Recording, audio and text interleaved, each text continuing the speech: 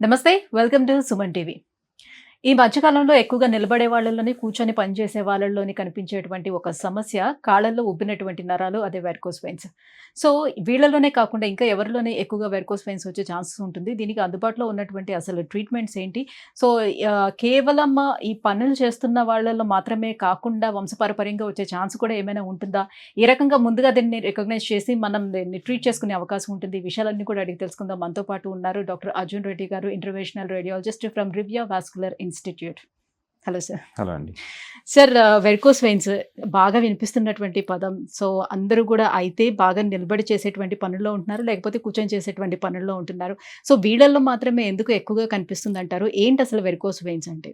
So, varicose veins అనేది ఈరోజు చాలా కామన్‌గా మన పాపులేషన్ ఎస్పెషల్లీ మన తెలుగు వాళ్ళలో ఎక్కువగా చూస్తున్నాము. సో, దీని గురించి జనరల్‌గా ఒక కాస్మెటిక్ ఇష్యూ అని చాలామంది అనుకుంటారు.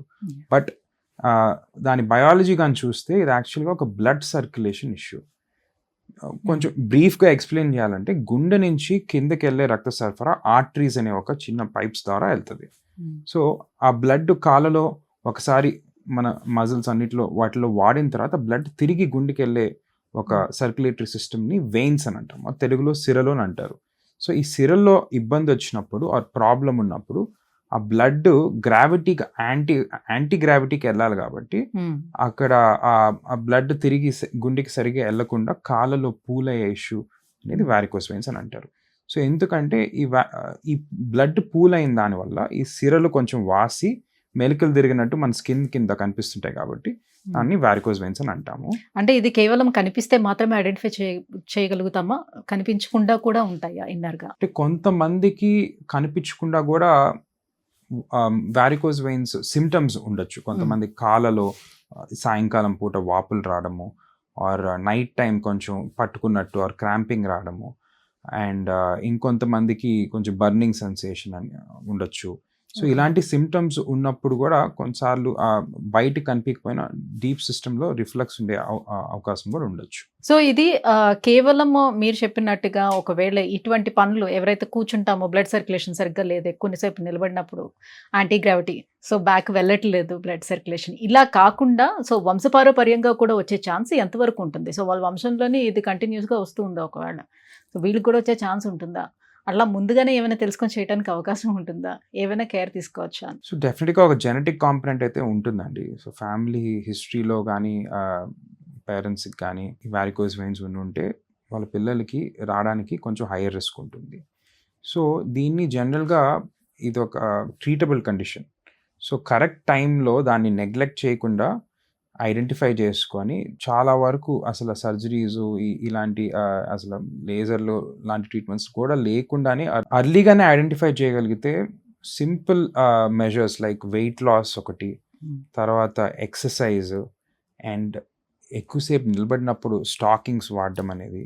సో, ఇలాంటి ప్రికాషన్స్ కానీ ముందరే తీసుకోగలిగితే చాలా వరకు అది అడ్వాన్స్ స్టేజ్ వరకు వెళ్లకుండానే వారికోస్ వెయిన్స్ని కంట్రోల్ చేయగలుగుతాం. కొంతమందికి అక్కడ అక్కడ అక్కడ అలా అలా కనిపిస్తుంది. సో, ఒకే దగ్గర మొత్తంగా అలా ఫామ్ అయిపోయినట్టుగా కనిపించకుండా కొంచెం కొంచెం అక్కడక్కడ కనిపిస్తూ ఉంటుంది. సో, అలాంటి వాళ్ళకి ఏమైనా మెడిసిన్స్తో క్లియర్ చేసుకోవడానికి అవకాశం ఉంటుంది? అసలు దీనికి అసలు మెడిసిన్ అంటూ ఏమైనా ఉంటుందా? లేదంటే ఖచ్చితంగా మనం సర్జరీకి వెళ్ళాల్సి ఉంటుందా? సో, మెడిసిన్తో క్యూర్ అయ్యే అవకాశం అయితే ఉండదు. కొంతమందికి సివియర్గా ఉన్నప్పుడు వారికోస్ వెయిన్స్ వల్ల ఉండే సిమ్టమ్స్ కొన్ని మెడికేషన్స్తో సిమ్టమాటిక్ అంటే ఆ ఇబ్బందుల వరకు తగ్గే అవకాశం ఉంటుంది, కానీ పూర్తిగా వారికోస్ వెయిన్స్ అనేది మందులతో క్యూర్ చేసే ఇదైతే లేదు. సో, ఒకటి ఫర్దర్ ప్రోగ్రెషన్ అవ్వకుండా స్టాకింగ్స్ వాడితే లాంగ్ టర్మ్ స్టాకింగ్ యూసేజ్ అనేది వారికోస్ వెయిన్స్ని వర్స్ట్ అవ్వకుండా కంట్రోల్ చేయగలుగుతుంది. చాలా మందికి సూపర్ఫిషియల్ వెయిన్స్ అంటే జస్ట్ స్కిన్ కింద చిన్న సిరలు కనిపిస్తుంటాయండి. అట్లా కనిపించినప్పుడు అది many times it's a cosmetic problem. So, ఇలాంటి పేషెంట్స్కి ఒక డాప్లర్ స్కాన్ కానీ చేయగలిగితే, అంటే అల్ట్రాసౌండ్ డాప్లర్ చేయగలిగితే డీప్ అంటే సిస్టమ్ లోపల ఎక్కడ లీక్ పాయింట్స్ లేకుండా జస్ట్ ఇది ఒక సూపర్ఫిషియల్ అంటే పైన స్కిన్ దగ్గర ఇష్యూ అని అనిపిస్తే కానీ అది దాన్ని కాస్మెటిక్ ఇష్యూ ఉంటే తప్ప అసలు ట్రీట్ చేయాల్సిన అవసరం కూడా ఉండదు. సో, అలాంటి వారికి సింపుల్గా ఒక ఇంజెక్షన్ చేసి ఆ వెయిన్స్ వరకు ఫోమ్ స్క్లిరోథెరపీ అని ఒక ట్రీట్మెంట్ ఉంటుంది. ఆ వెయిన్స్ వరకు మనము బ్లాక్ చేయగలుగుతాము. సో మేజర్ లేజర్ అలాంటి ప్రొసీజర్స్ లేకుండానే కంట్రోల్ చేయగలుగుతాము. కాస్మెటిక్ ఇష్యూ కానీ లేకపోతే అసలు దాన్ని అట్లే కూడా మనము వదిలేసేయచ్చు. సో ఎప్పుడు వెరికోస్ వెయిన్స్ ని సీరియస్ గా తీసుకోవాల్సిన నెసెసిటీ ఉంటుంది. సో చాలా మంది ఊర్లలో చూడొచ్చు. సో పెద్దగా వాళ్ళు పట్టించుకోకుండానే వదిలేస్తూ ఉంటారు.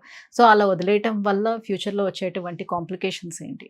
సో డెఫినెట్గా వారికోస్ వెయిన్స్ సిమ్టమ్స్ ఏదైతే మనం ఆల్రెడీ డిస్కస్ చేసాం, కాళ్ళల్లో సాయంకాలం పూట వాపులు, నైట్ టైం క్రాంపింగ్ ఆర్ సిరలు కనిపిస్తున్నప్పుడు, అంటే వాసిన సిరలు కనిపిస్తున్నప్పుడు, ఇలాంటి ఇష్యూస్ ఉన్నప్పుడు ఒక స్పెషలిస్ట్ దగ్గర పోయి డయాగ్నోస్ చేసుకొని అర్లీ ట్రీట్మెంట్ మెజర్స్ కానీ తీసుకోగలిగితే చాలా వరకు సివియర్ కాంప్లికేషన్స్ అనేది అవాయిడ్ చేయగలుగుతాం. సో దీనికి ఫస్ట్ థింగ్ నేను చెప్పినట్టు ఒక డాప్లర్ స్కాన్ అనేది ఒక స్పెషలిస్ట్ ఆర్డర్ చేసినప్పుడు చేయించుకోవడం చాలా ఇంపార్టెంట్. సో డాప్లర్ స్కాన్లో బ్లడ్ ఫ్లోని మనము అనలైజ్ చేస్తాం అల్ట్రాసౌండ్ ద్వారా. అండ్ ఇది ఒక సింపుల్ ఎగ్జామినేషన్. సో దీంట్లో బ్లడ్ లీక్ పాయింట్స్ ఎక్కడో కానీ ఐడెంటిఫై చేయగలిగితే అసలు సూపర్ఫిషియల్ సిస్టమ్, డీప్ సిస్టమ్ అని 2 సిస్టమ్స్ ఉంటాయి. సో స్కిన్ కింద ఉండేది సూపర్ఫిషియల్ సిస్టమ్, డీప్ సిస్టమ్ అంటే మన మజిల్స్ లోపల ఉండేది సిస్టమ్. సో ఈ 2 సిస్టమ్స్లో ఎక్కడైనా బ్లడ్ లీక్ అయ్యి తిరిగి కాళ్ళల్లో పూల్ అవుతుందా అనేది ఒకటి ఐడెంటిఫై చేయగలిగితే అలాంటి పేషెంట్స్కి either stockings or radio frequency ablation, అంటే ఆ చెడిపిన నరాల్ని మూసేసే ఒక ట్రీట్మెంట్ అన్నమాట. జస్ట్ ఒక పిన్ హోల్తో చేస్తాం. ఆ ట్రీట్మెంట్స్ చేసినప్పుడు వాళ్ళకి జనరల్గా ఫర్దర్ ప్రోగ్రెషన్ అవ్వకుండా సివియర్ స్టేజ్కి వెళ్ళే అవకాశం లేకుండా మనం దాన్ని స్టాప్ చేయగలుగుతాము. సో ఎవరైతే దీన్ని బాగా ఇగ్నోర్ చేస్తారో వాళ్ళకి జనరల్గా ఈ వీనస్ హైపర్ టెన్షన్ అనే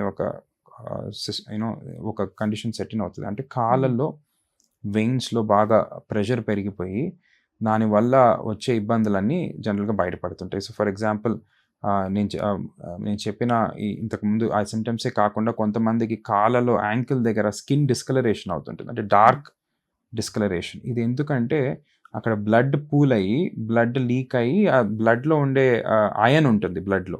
సో ఆ బ్లడ్ బ్రేక్ డౌన్ అయ్యి అయన్ రిలీజ్ అయ్యి స్కిన్లో అయన్ డెపోజిషన్ అనేది చూస్తాం. సో దానివల్ల డార్క్ కలర్ డిస్కలరేషన్ స్కిన్లో యాంకిల్ దగ్గర కనిపిస్తుంది. ఇంకొంతమందికి బాగా సివియర్ స్టేజ్లో ఆ యాంకిల్ దగ్గర కాళ్ళు మరీ నారో అయిపోవడము అండ్ అల్సర్స్ డెవలప్ అవ్వడం అనేది అవుతాయి. ఈ అల్సర్స్ మామూలుగా ఒక పుండులాగా కాకుండా అది ఎన్నో వారాలు కానీ కొన్నిసార్లు నెలలు కొద్ది కూడా, ఇంకొంతమందికి మేము చూస్తుంటాం కొన్ని సంవత్సరాల కొద్ది కూడా అది మానకుండా ఉంటాయి.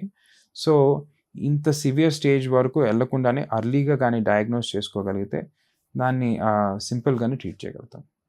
సో అలాంటి పేషెంట్స్ ఎవరైనా మీ దగ్గరికి వచ్చి ఇప్పటి వరకు ట్రీట్మెంట్స్ తీసుకున్నారా? అంత కాంప్లికేట్ అయిన తర్వాత వచ్చిన వాళ్ళు ఎవరైనా ఉన్నారా? ఎలా ట్రీట్ చేశారు? సో ఎస్ అండి, చాలా మందికి ఇప్పుడు ఈవీఎల్టీ అంటే ఇంకా ఈ రేడియో ఫ్రీక్వెన్సీ అబ్లేషన్ ఒకసారి చేసినప్పుడు ఎయిదర్ దాన్ని కంప్లీట్గా చేయకుండా ఉండొచ్చు ఆర్ కొన్ని పాయింట్స్ దగ్గర పూర్తిగా ట్రీట్ చేయకపోయినా ఆర్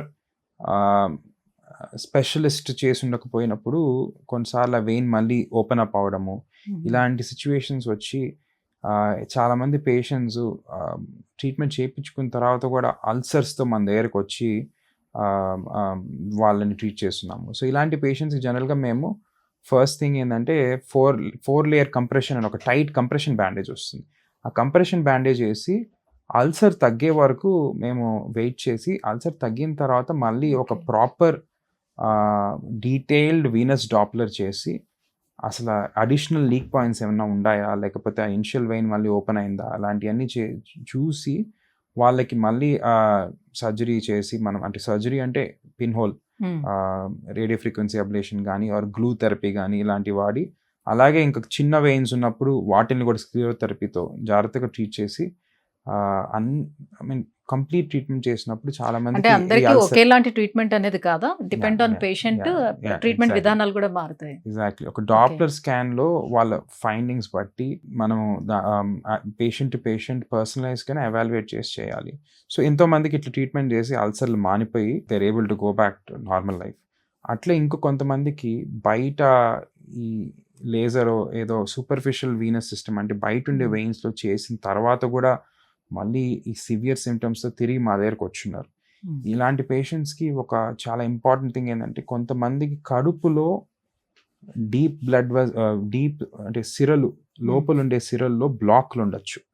దీన్ని ఓకే. మే టర్నర్ సిండ్రోమ్ అని అంటారు. సో ఇలాంటి పేషెంట్స్కి ఏంటంటే మీరు కింద లేజర్ చేసినా తిరిగి ఆ డీప్ సిస్టమ్ బ్లాక్ వల్ల ఆ సిమ్టమ్స్ తగ్గవు. సో వాళ్ళకి మళ్ళీ సిటీ స్కాన్ కానీ ఎంఆర్ఐ కానీ చేసి ఆ, లోపల ఏమైనా బ్లాక్ ఉంటే ఆ బ్లాక్ ఓపెన్ చేసి స్టెంటింగ్ పెట్టి వాళ్ళని క్యూర్ చేసే ట్రీట్మెంట్స్ కూడా చాలా మందికి మనం సక్సెస్ఫుల్గా చేస్తున్నామండి. But thank you sir. So varicose veins వల్ల వచ్చేటువంటి ఇతర కాంప్లికేషన్స్ ఏంటి? సో ముందుగా మనం అలర్ట్ అయ్యి దీనికి ఉన్నటువంటి ట్రీట్మెంట్స్ ఏవైతే ఉన్నాయో, ఎవరికి ఏ ట్రీట్మెంట్ సెట్ అవుతుంది, ఎలా చేస్తారో, ఇవన్నీ కూడా ఎక్స్ప్లెయిన్ చేసినందుకు thank you so much. Thank you.